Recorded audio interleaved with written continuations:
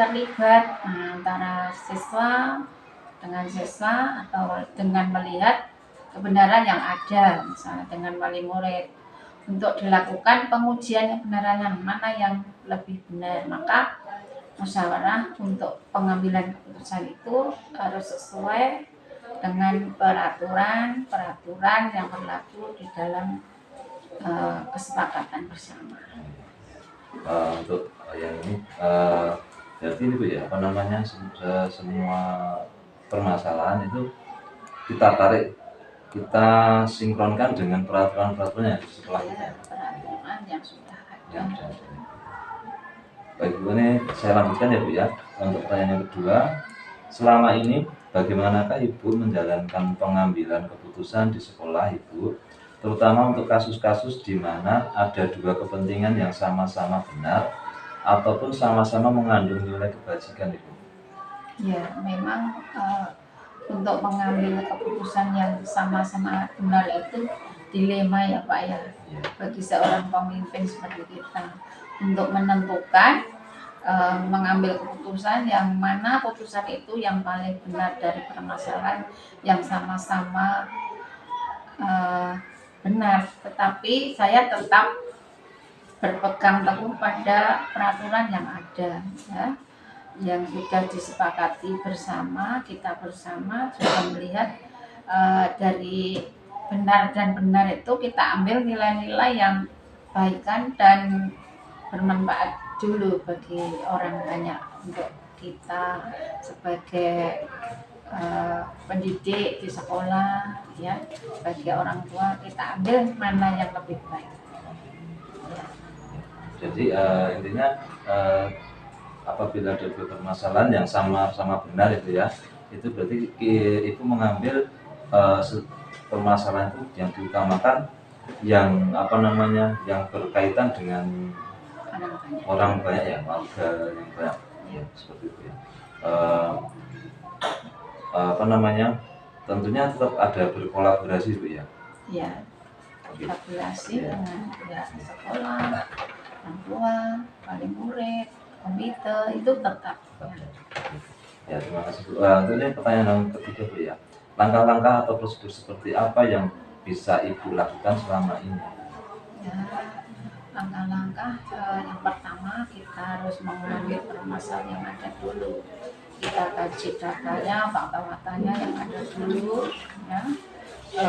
Pemanggilan yang bersangkutan tentang bermasalah entah benar dan benar tadi, kita koordinasi dengan pihak yang terkait, berkomunikasi bersama. Ini juga dengan kita harus tetap musyawarah dengan Bapak Ibu guru, wali murid, komite, tetap kita selesaikan permasalahan tersebut bersama-sama. Kita cari solusi yang bersama-sama. Tetap harus ada menjalin kemitraan ya Bu ya, dari segala ini, dari segala apa namanya, komponen ya yang ada di sekitar sekolah itu ya. Untuk selanjutnya itu ya, untuk pertanyaan berikutnya, hal-hal apa saja yang selama ini Ibu anggap efektif dalam pengambilan keputusan pada kasus-kasus COVID-19 Ibu? Saya melakukannya, analisa kasus tersebut, kita menentukan solusinya sesuai dengan peraturan juga, semua harus sesuai dengan peraturan yang ada di sekolah kita dan norma-norma yang berlaku, dan kita tetap mengedepankan kepentingan bersama atau kepentingan umum dulu, baru kepentingan pribadi yang bermanfaat bagi orang banyak dulu. Jadi kita harus mengedepankan kepentingan umum baru kepentingan pribadi, karena untuk jangka panjang. Berarti yang jelas keputusan itu tetap berpihak kepada seluruh warga itu ya. Atau berpihak kepada, kalau di sekolah ya berpihak kepada murid itu ya, peserta didik. Baik Ibu, untuk pertanyaan selanjutnya Ibu ya, hal-hal apa saja yang selama ini merupakan tantangan dalam dan norma-norma yang berlaku, dan kita tetap mengedepankan kepentingan bersama atau kepentingan umum dulu, baru kepentingan pribadi yang bermanfaat bagi orang banyak dulu. Jadi kita harus mengedepankan kepentingan umum baru kepentingan pribadi, karena untuk jangka panjang. Iya. Berarti yang jelas keputusan itu tetap berpihak kepada seluruh warga itu ya. Tetap berpihak kepada, kalau di sekolah ya berpihak kepada murid itu ya, Iya. peserta didik. Baik Ibu, untuk pertanyaan selanjutnya Ibu ya, hal-hal apa saja yang selama ini merupakan tantangan dalam pengambilan keputusan pada kasus-kasus dilema etika Ibu? Ya, dalam mengambil tantangan atau keputusan dilema etika, yaitu saya mencari putusan terbaik dulu, karena keduanya merupakan masalah yang tadi benar melawan benar tadi Iya. ya, sama-sama benar. Dalam mengambil keputusan harus kita kedepankan semuanya sama-sama untung. Jadi pihak yang satu dengan pihak yang lain sama-sama diuntungkan, jadi tidak merugikan salah satunya. Itu. Berarti perlu pengkajian terlebih dahulu, dicari datanya, dikumpulkan mana yang lebih urgent dan mana yang harus didahulukan, seperti itu ya. Baik Bu ya, untuk pertanyaan selanjutnya Bu ya, apakah Ibu memiliki sebuah tata kala atau jadwal tertentu dalam sebuah penyelesaian kasus dilema etika? Apakah Ibu langsung menyelesaikannya di tempat atau memiliki sebuah jadwal untuk menyelesaikannya? Bentuk atau prosedur seperti apa yang Ibu jalankan? Kalau saya tidak mempunyai jadwal secara rutin berkala, karena kasus ini kan munculnya tidak rutin. Jadi kadang-kadang ada kasus, kadang-kadang tidak. Jadi selama ada kasus, kita kalau kasusnya itu ringan ya kita selesaikan, langsung kita selesaikan bersama-sama. Tetapi kalau permasalahannya itu berat, maka ya kita semuanya harus koordinasi dengan pihak yang terkait. Apa itu? Stakeholder yang ada di sekolah. Jadi kita ambil keputusan mana yang lebih baik dari putusan dari tahapan-tahapan yang berlaku dulu, maka memerlukan penanganan yang secara bertahap adalah ta'arif, maka meninjau faktanya, data-data yang ada dulu. Itu komunikasi perlu. Komunikasi itu sangat perlu. Berarti ini tetap tidak ada jadwal Bu ya, karena memang itu sesuatu yang tidak direncanakan Ibu ya. Bisa terjadi secara kebetulan atau tiba-tiba seperti itu. Jadi ini Ibu tidak menjadwalkan ya untuk menyelesaikan hal tersebut. Untuk pertanyaan selanjutnya Ibu ya, adakah seseorang atau faktor-faktor apa yang selama ini mempermudah atau membantu Ibu dalam pengambilan keputusan dalam kasus-kasus dilema etika? Ya, kalau untuk mempermudah keputusan untuk mengambil dilema etika, kita ya tetap jalan satunya ya kita koordinasi atau musyawarah bersama, yang bersama-sama dengan ya tadi guru, komite sekolah, orang tua, itu yang harus kita depankan. Jadi kita sepakati sesuai aturan-aturan yang ada di sekolah. Oh iya, berarti ini keputusan diambil dengan cara bermusyawarah ya, bermusyawarah dengan komponen-komponen yang ada yang berhubungan dengan sekolah itu ya. Iya. Di komite, guru dan wali murid itu ya. Ini pertanyaan terakhir Bu ya. Iya. Dari semua hal yang telah disampaikan, pembelajaran apa yang dapat Ibu petik dari pengalaman Ibu mengambil keputusan dilema etika ini Bu ya? Ya, dalam mengambil suatu keputusan dilema etika ini ya sama Mas, kita harus kita ambil dari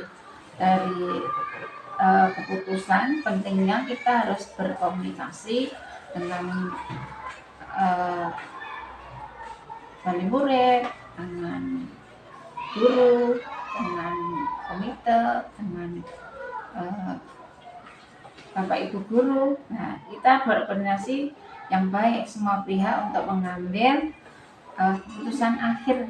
Dari keputusan akhir itu kita ambil dari sasaran yang berdampak positif. Jadi kita dampaknya yang positif serta berpihak kepada murid. Kita semuanya kepentingannya kita menyelesaikan masalah murid, semuanya biar kita sama-sama enak. Ya.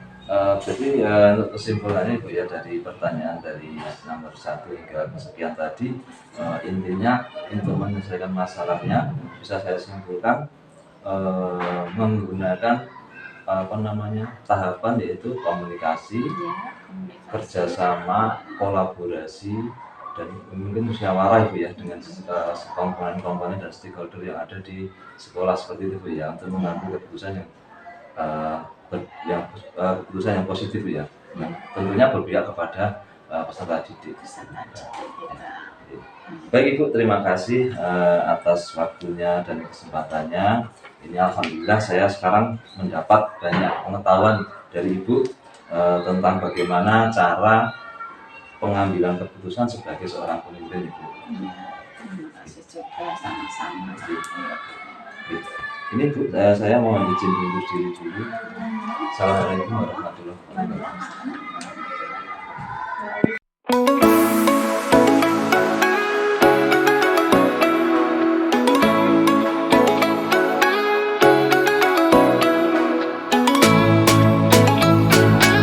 Assalamualaikum warahmatullahi wabarakatuh.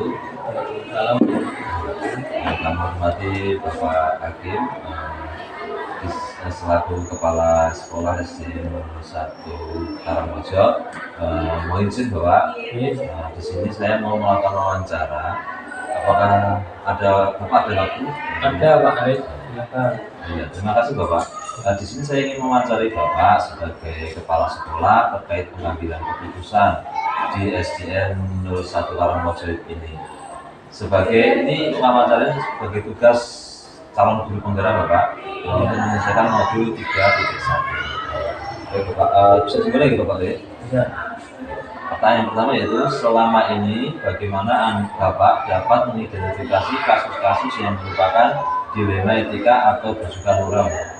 Ya, saya mengidentifikasi berdasarkan dua hal tersebut, karena dilema etika dan rujukan moral itu bersebelahan atau beda. Untuk rujukan moral itu kita mudah untuk mengambil keputusannya, karena rujukan moral adalah endingnya salah atau melanggar hukum atau melanggar aturan, maka kita menentukan keputusan lebih mudah. Sedangkan untuk dilema etika itu karena mengandung benar lawan benar, maka akan lebih sulit untuk menentukan keputusan yang diambil seorang pimpinan. Maka untuk itu, dengan melihat kebenaran yang ada, untuk dilakukan pengujian kebenarannya, lalu musyawarah untuk mengambil keputusan agar sesuai dengan peraturan yang berlaku yang sudah disepakati. Betul Pak ya. Untuk yang bersukan moral itu jelas ya Pak ya, kasusnya asas yang melanggar hukum. Ya benar dan salah, dan kalau yang dilema etika itu perlu komunikasi yang lanjut Pak ya, untuk menyelesaikannya. Baik Bapak, untuk yang pertama, yang kedua, selama ini bagaimana Bapak menjalankan pengambilan keputusan di sekolah Bapak, terutama untuk kasus-kasus di mana ada dua kepentingan yang sama-sama benar atau sama-sama mengandung nilai kebajikan? Karena yang ditanyakan adalah untuk mengambil keputusan dilema etika atau benar melanggar, maka sudah barang tentu keputusan itu harus mengutamakan kepentingan bersama atau lebih dibandingkan kepada siswa didik kita. Permasalahan yang sama-sama benar memang sulit untuk menentukan, tetapi saya tetap berpegang teguh pada peraturan yang sudah disepakati bersama, sehingga kita bisa melihat nilai-nilai kebaikan yang lebih banyak dari yang lainnya. Maka dengan kata singkat yang saya namakan adalah yang bermanfaat bagi orang banyak. Kesimpulannya berarti mana yang lebih urgent dan mana yang lebih bermanfaat demi kepentingan bersama gitu Pak ya. Itu yang lebih diutamakan ya Pak ya. Untuk sekarang yang pertanyaan ketiga Bapak, langkah-langkah atau prosedur seperti apa yang bisa Bapak lakukan selama ini? Ya, untuk sebelum kita mengambil keputusan barang tentu atau lebihnya kita harus mencari fakta atau data dulu, dan kita bisa memanggil yang bersangkutan, koordinasi dengan pihak terkait, komunikasi bersama staf, panggil kepala sekolah atau jika ada di SD mungkin tidak sabar kepala sekolah, dengan guru-guru atau stakeholder yang ada di sekolah tersebut supaya bisa terselesaikan masalah tersebut dengan baik. Berkolaborasi ya Pak ya, berkolaborasi dengan teman-teman dan stakeholder yang ada di sekolah. Selanjutnya Bapak ya, nomor selanjutnya, hal apa saja yang selama ini Bapak anggap efektif dalam pengambilan keputusan pada kasus-kasus dilematika?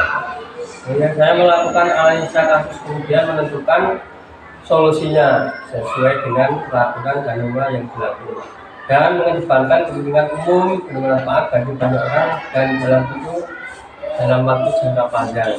Dan kemudian kita bisa melakukan analisa dengan baik dan memberikan hasil yang baik untuk yang bersangkutan. Terus selanjutnya, hal-hal apa yang selama ini merupakan tantangan dalam pengambilan keputusan pada kasus-kasus dilematika? Oh iya, karena tentu setiap masalah itu pasti ada tantangannya.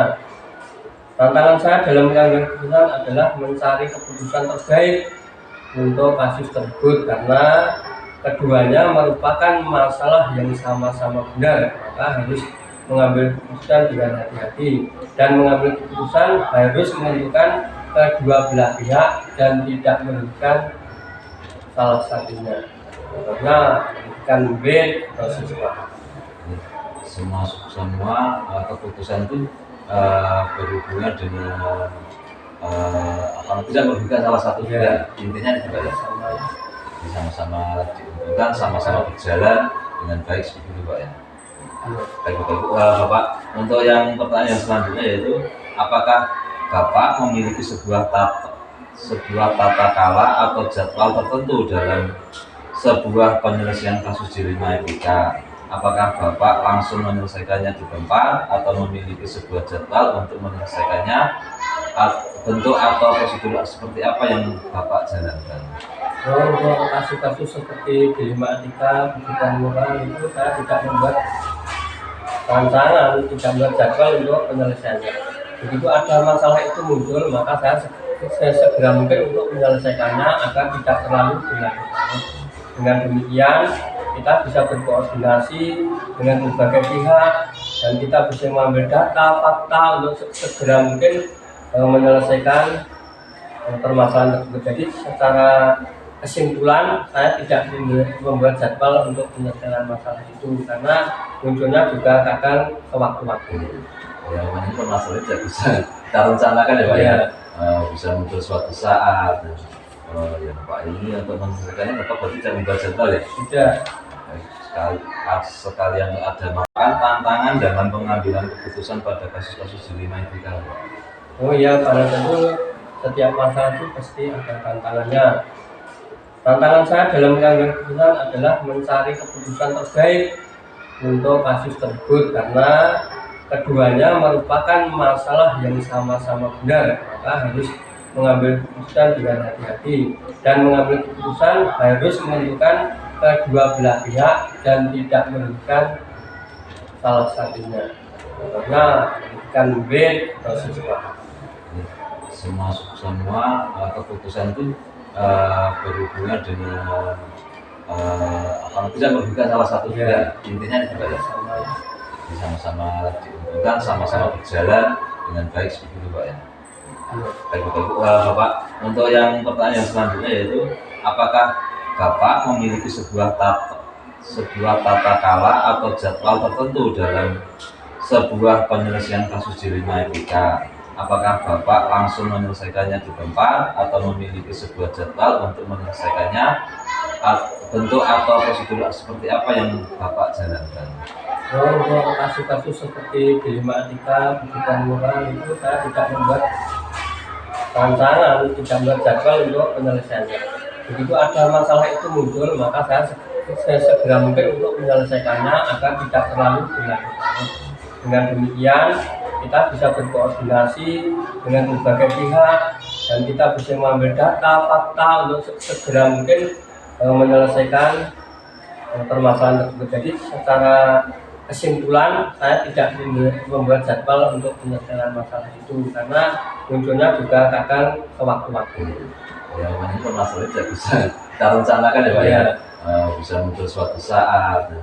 Ya Pak, ini untuk menyelesaikannya Bapak berarti tidak membuat jadwal ya? Tidak. Sekalian ada permasalahan, seketika itu harus diselesaikan Pak ya. Cepat lebih baik. Iya, terima kasih. Dan selanjutnya Bapak, adakah seseorang atau faktor-faktor apa yang selama ini mempermudah atau membantu Bapak dalam mengambil keputusan dalam kasus-kasus dilema etika? Ya, barang tentu tetap ada faktor yang bisa mempermudah untuk saya mengambil keputusan di sekolah ini. Bila ada dilema etika, baik pendidikan moral juga. Kita tentunya harus berkoordinasi yang baik dengan para tim di sekolah itu, para guru, serta komite, wali murid, serta peraturan yang berlaku atau disepakati bersama. Jadi itulah faktor-faktor yang mempermudah saya untuk mengambil keputusan sebagai kepala sekolah di SD sekarang. Demikian Pak. Ya, berarti ya segala keputusan tidak diambil sendiri Pak ya. Ya. Harus ada pertimbangan dari pihak yang lain ya Pak. Untuk selanjutnya Pak, ini yang pertanyaan terakhir. Dari semua hal yang telah disampaikan, pembelajaran apa yang dapat Bapak petik dari pengalaman Bapak mengambil keputusan di wilayah etika Pak? Oh iya, tetap banyak pembelajaran atau contoh-contoh atau sikap yang baik dari pengambilan keputusan itu. Tentunya kita pembelajaran yang ada kita dapatkan adalah dalam pengambilan keputusan adalah pentingnya komunikasi dan koordinasi yang baik kepada semua pihak agar pengambilan keputusan itu bisa adil dan sesuai dengan sasaran dan berdampak positif serta berpihak kepada siswa atau murid.